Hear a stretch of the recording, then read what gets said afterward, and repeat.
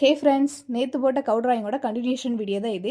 இதில் 2 காதும் தலைமுடியும் தான் இன்றைக்கி வரைய போகிறேன். இது வரைகிறதுக்கே பெண்டு நிமிந்துட்டு கைஸ்.